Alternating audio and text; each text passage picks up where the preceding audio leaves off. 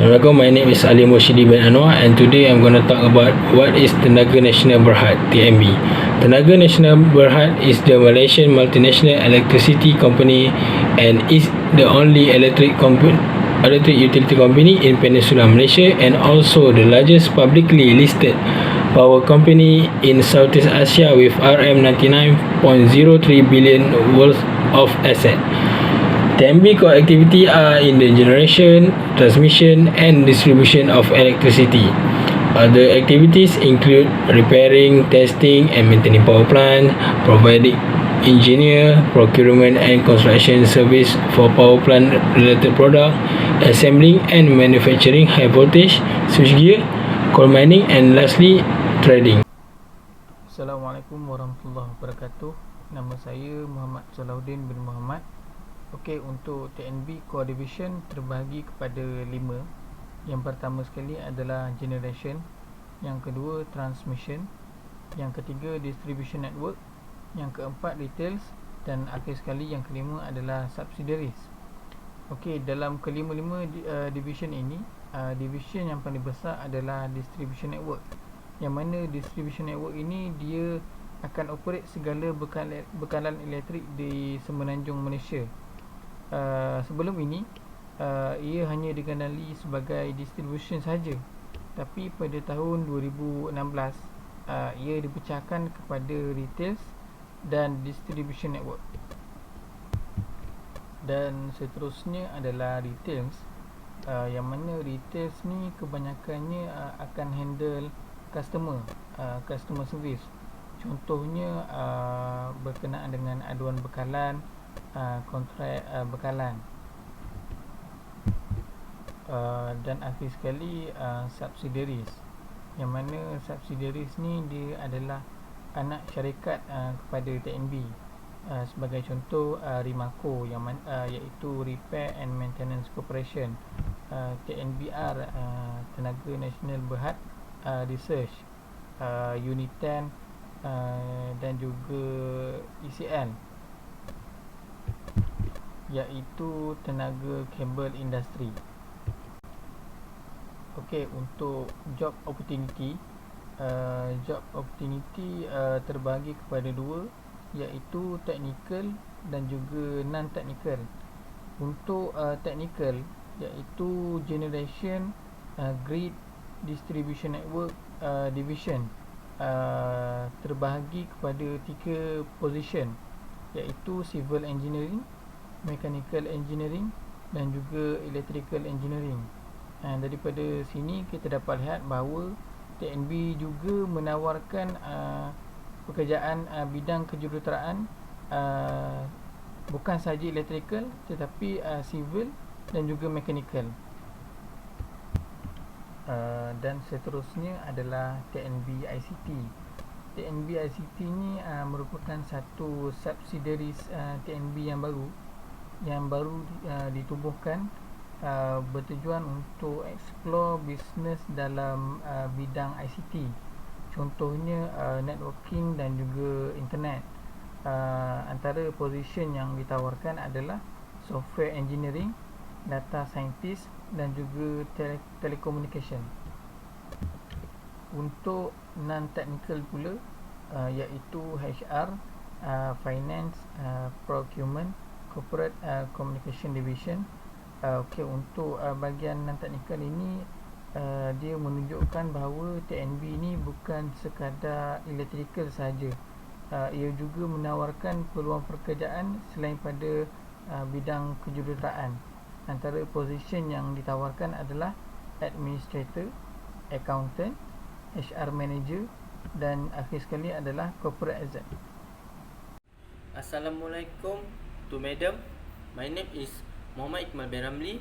My matric number is B08181058. Today I would like to present about the working values in TNB.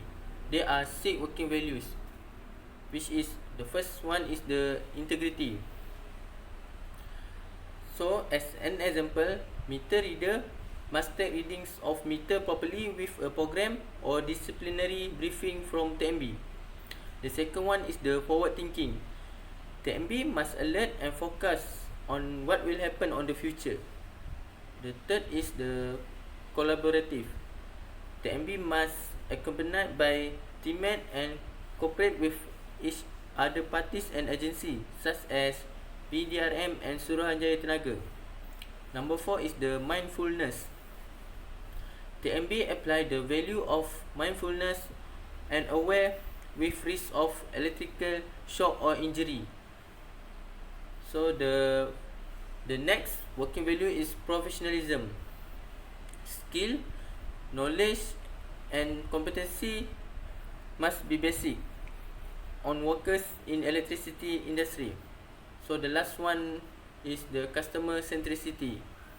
Customer is the priority and TNB will provide the best service. So that's the working value of TNB. Assalamualaikum. My name is Muhammad Ashraf bin Rosdi, metric number B081810118. So I'm going to explain about career progression in TNB.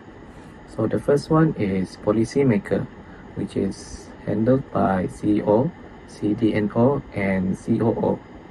The second one is general manager, which is handled by head of unit.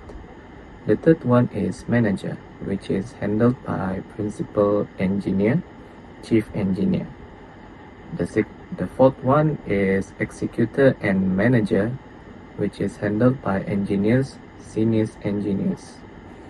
And the fifth one is executor, which is handled by technicians, clerks, and jointers. Assalamualaikum warahmatullahi wabarakatuh. Nama saya Muhammad Fikri bin Mualis. Pada hari ini saya akan buat presentasi pasal Distribution Network Division. Okey, untuk Distribution Network Division kita ada ketua dia, kita ada leader iaitu Chief Distribution Network.